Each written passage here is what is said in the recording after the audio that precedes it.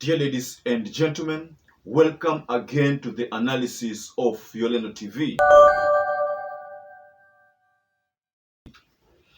Now there is something very interesting, and it is still concerning this trip by William Samoei Ruto. I don't want to go into so many other details because we've shared those in our previous analysis. Our main focus is on Migori County.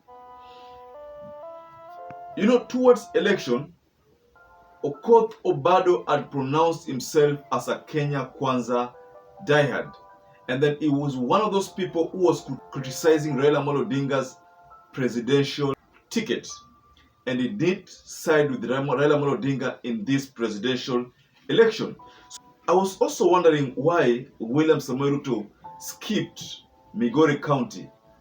I thought that for once, because Ruto-Obado is in Kenya Kwanza, I expected that maybe part of his itinerary would be to cover Migori County and probably look at the development in that region. But William Samoei Ruto skipped that county. So in a particular video, I saw a woman, I think a resident of Migori County, complaining that kwa nini William Ruto amelenga county yetu na akaamua kwenda Siaya County.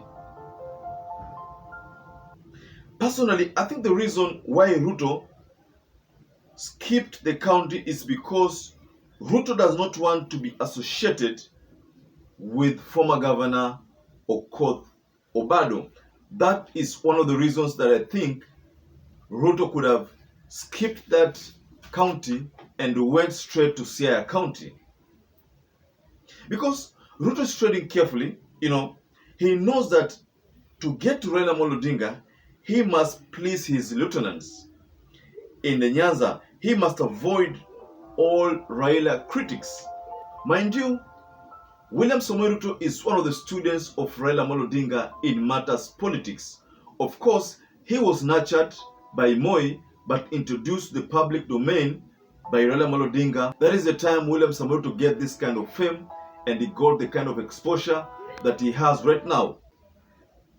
Ruto-Obado, in a clip that I'm about to share with you, and please make sure you watch this clip, Ruto-Obado's game plan seems not to be working for him. And from the video I'm about to share with you, Obado is literally crying to Ruto kwa sababu Ruto hajamtambua.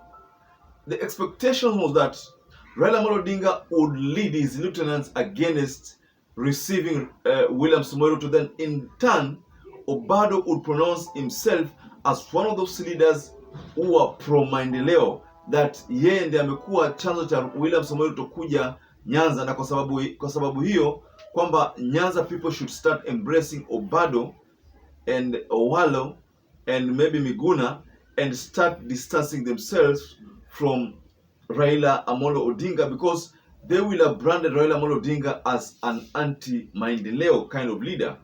So that game plan is not working, because Raila Amolo Odinga, like I indicated in my previous analysis, gave a nod, he gave a go-ahead and advised all elected leaders within the Luo Nyanza to embrace William Samoei Ruto and engage him in development agendas. So Ruto-Obado, in the wake of this realization, has found himself, on the opposing side. And literally, Ruto-Obado, in the video that I'm about to share with you, was crying and trying to apportion blames to Raila Odinga kwamba aachie vyama vingine vitawale Nyanza. But that is so shocking. That remark from a leader like Ruto-Obado is shocking, because nobody has stopped Ruto-Obado's PDP from dominating the Luo Nyanza. The only problem is that Ruto-Obado could be lacking that financial muscle or the political muscle to make PDP a formidable force in the Luo Nyanza. Mimi nilisema hiyo Kanani yao, kuna Kanani ambao walikuwa wanaongea juu yake, na mimi nilikuwa na suspect hiyo barabara. Kwa maoni yangu, I was not seeing it as the one taking people to Canaan, because earlier people had been warned about some crocodiles in the river. And when I was now trying to look at it, it was my imagination that the crocodiles had grown bigger, or they had even given birth to other smaller ones. So that river was becoming even more dangerous for people to cross. So I really tried to dissuade them from following that route, but they didn't listen to me. So now, even now nasema wasiangalie hiyo barabara ya Canaan tena. There is no way PDP will outsmart ODM in the Luo Nyanza. We're not trying to say that ODM is a party that is only dominant in the Luo Nyanza, but we know that ODM has covered almost all regions in Kenya. So PDP, I doubt whether PDP has an MP. I don't know. I'm yet to check my facts, but I know for sure that PDP does not even have a governor. But ODM has so many governors. ODM has MCAs. ODM has senators. ODM has women reps. ODM has member of parliaments. So ODM has so many leaders, elected leaders. So the mere fact that Obado is trying to tell Raila Odinga, I think what Obado is trying to achieve is to paint Raila Odinga's image in the wrong way, because the part of their plan was that they would badmouth Raila Odinga in this tour of Ruto, lakini they were shortchanged, or maybe the plan could not work because Raila Odinga talked to the elected leaders directly, engage the president directly. You saw the former governor of Kisumu also trying to blame Raila Odinga indirectly when he brought about this issue of Canaan. Even Obado tried to talk about the issue of Canaan. They were trying to badmouth. I mean, this was something like they had arranged, that they would tell the people that ile Canaan ambayo Raila Odinga aliwaahidi ilikuwa ni a fake Canaan. So that narrative, because they don't have a platform to use it, so they're trying to blame Raila Odinga for the wrong things that themselves do not know about. Yeah, Nyanza is open to all leaders. There's no political polarization. There's no political zoning. We don't want to balkanize our region.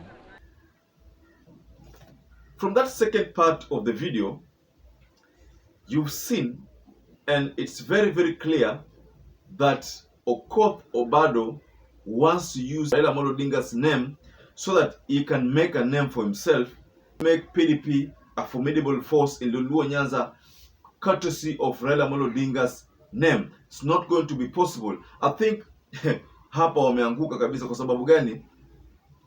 Watasema nini? Miguna atasema nini? Because Raila Odinga told the leaders directly engage William Ruto.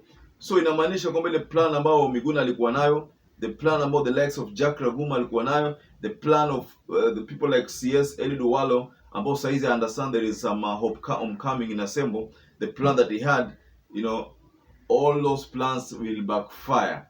In fact, those plans have backfired.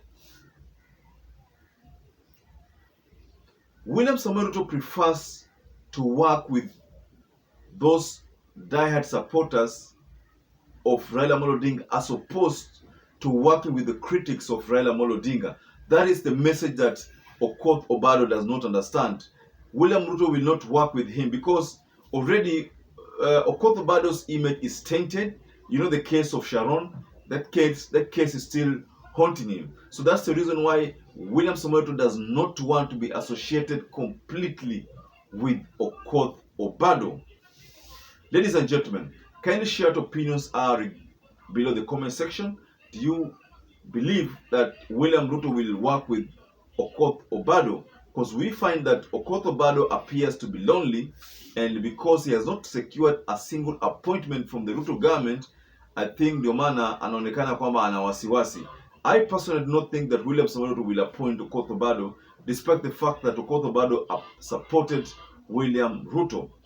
I don't think that's going to work because of the history because of what OKOTH got himself into. That problem of Sharon. If you're first time viewer who's not subscribed to our channel, please subscribe to this channel. If you're a regular viewer who's not subscribed to this channel, also please consider hitting that subscriber button. Please hit the subscriber button. we need those numbers so that we can grow this channel. Once again, stay safe, stay blessed until we catch up again in our next analysis.